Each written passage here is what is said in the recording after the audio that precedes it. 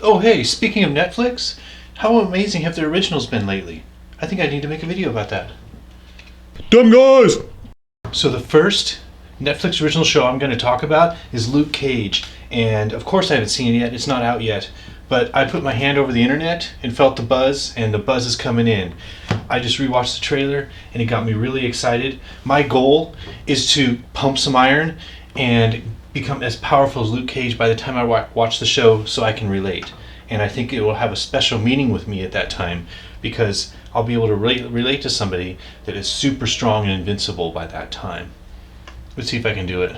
On a serious note though, I think that character really stood out in the Jessica Jones show, and I like that he's getting his own series. You know, these Marvel ones are really good. They're a little bit darker than they're going in the mainstream movies, but they still have little moments of humor, that sort of thing. And I think this actor that they've got,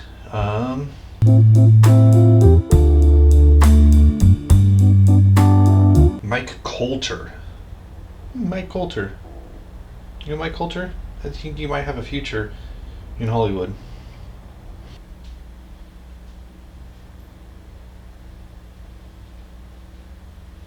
Anyway, mark my words, this one will be good. So while we're waiting for Luke Cage to come out, let's reminisce about another Netflix original that was amazing, and that's Stranger Things. For guys like me that grew up in the 80s, that show was perfect because you remembered exactly what the entertainment was like back then. I was reminded of, Stephen King, E.T., Steven Spielberg, all those guys that made those kind of sci-fi movies in the 80s. And the story was great, got into conspiracy theory type stuff. Some of the best children actors I've seen in a long time. Most movies that have children actors, I end up not liking them too much, but this one was done really well. I imagine that the directors were on top of their game, getting those kids to be convincing. Another actor that I forgot even existed was Winona Ryder, and I didn't realize that she was so good. I mean, this was probably the best I've ever seen her in anything ever of all times, especially compared to Mr. Deeds, which was trash. And not only was Stranger Things great nostalgia type entertainment, I think it was just well done overall. The way the story intertwined, you had the upside down in the real world, and you had philosophical things to think about, theoretical things to think about, characters that were really well developed. It just all came together really well. I believe I watched the whole first season in 2 days. I just couldn't stop. I'm checking my notes here, what I'm supposed to talk about next. Oh, Narcos. This is a show that Leila's been watching a lot while I fall asleep. I'm not saying the show's boring, but I just haven't really invested enough time to get into it. I could tell I should be liking it because it seems to be really well done. The guy that plays the main character, Google break.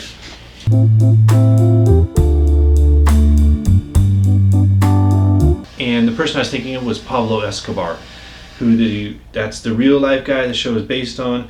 It's one of those shows that makes you go Google a lot of things because you want to know what was real, what wasn't, and kind of what the war on drugs really, what was really going on there, you know what I'm saying, as far as Netflix fiction based on true life. And I leave if I'm lazy and don't really know what went on, but I think I do because I watched Narcos.